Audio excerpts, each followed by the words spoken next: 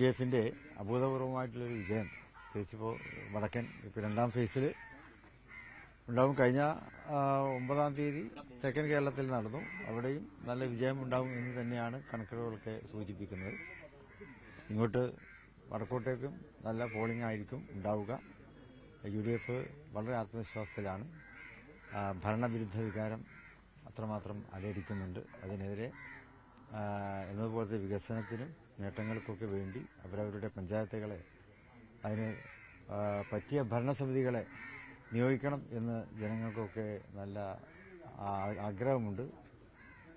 നമ്മുടെ പ്രദേശങ്ങളിൽ മാറ്റങ്ങൾ വരുത്തുവാൻ സാധിക്കുക, നേട്ടങ്ങൾ കൊണ്ടുവരാൻ കഴിയുക UDF ഭരണസമിതികൾക്കാണ് എന്ന് LDF-ന്റെയും UDF-ന്റെയും പഞ്ചായത്തുകളെ വിലയിരുത്തിയാൽ നമുക്ക് വ്യക്തമായി തിരിച്ചറിയാൻ കഴിയും. അപ്പോൾ അതുകൊണ്ട് തന്നെ UDF-ന് നല്ല വിജയ പ്രതീക്ഷയുണ്ട്. ഭരണവിരുദ്ധ വികാരം കൃത്യമായി ജനങ്ങളിലേക്ക് എത്തിക്കാൻ കഴിഞ്ഞിട്ടുണ്ടോ UDF-ന്?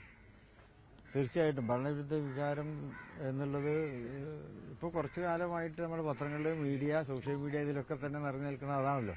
സ്വാഭാവികമായും അത് ജനങ്ങളെ സ്വാധീനിക്കും. അതിന്റെ ഒരു പ്രതിഫലനം ഉണ്ടാവും. പോളിംഗ് ശതമാനം ഉയരുമോ? തീർച്ചയായിട്ടും നല്ല പോളിംഗ് ശതമാനമായിരിക്കും. എല്ലാവരും കാത്തിരിക്കുകയാണ് അവരുടെ അഭിപ്രായങ്ങൾ രേഖപ്പെടുത്താൻ വേണ്ടി.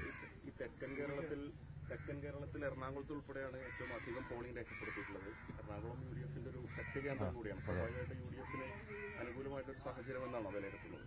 അതെ, എറണാകുളം ഞങ്ങൾ വിലയിരുത്തിയപ്പോഴും അങ്ങനെ തന്നെയാണ് മനസ്സിലാക്കുവാൻ കഴിഞ്ഞത്. നേരത്തെ UDF-ന് സ്വാധീനമുള്ള മേഖലകളിൽ അതിൽ നല്ല പോളിംഗ് നടന്നിട്ടുണ്ട്. അപ്പോൾ അത് UDF-ന് അനുകൂലമായിട്ടുള്ളൊരു തരംഗം തന്നെ ഉണ്ടാക്കും.